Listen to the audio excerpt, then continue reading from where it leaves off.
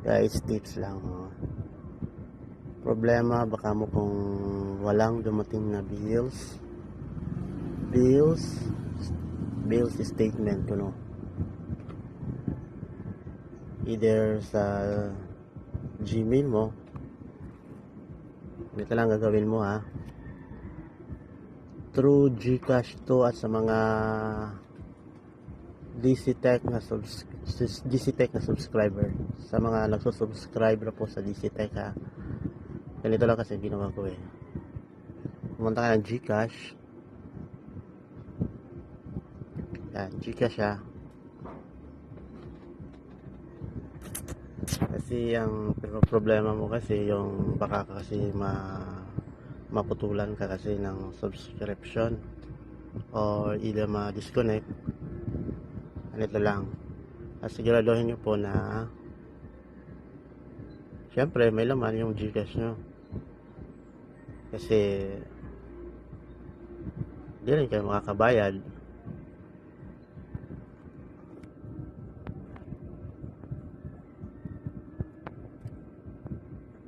Yan.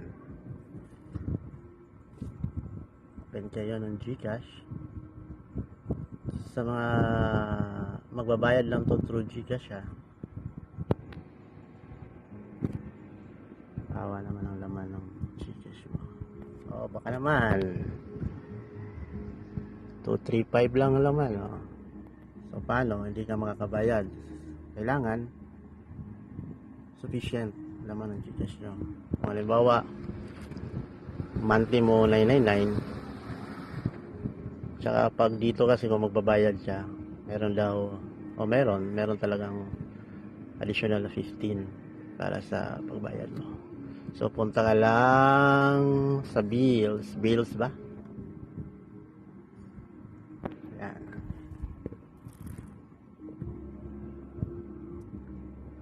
Hanapin mo lang yung cable internet. So sa DCTech, ang hanapin mo lang dito yung Data Connect. Yan ang bago nila, Data Connect. Ayan mga ma'am sir, ha, Data Connect. So instead na wala kayong billing statement, so may nakalagay kasi dyan, dapat i-input mo or i-fill up nyo. So ang ilalagay nyo lang sa billing statement nyo, ito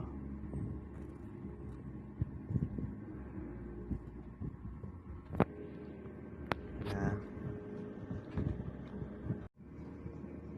So i-input mo lang yung 000.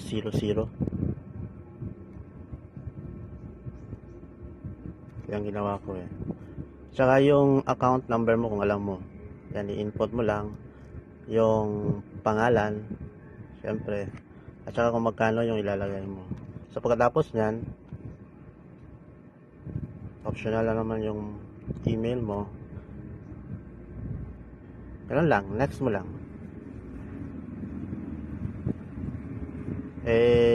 Kasi kaysa kung maputulan kayo, ganun lang gagawin mo.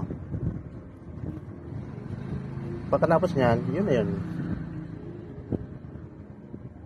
Sana nakatulong. Salamat.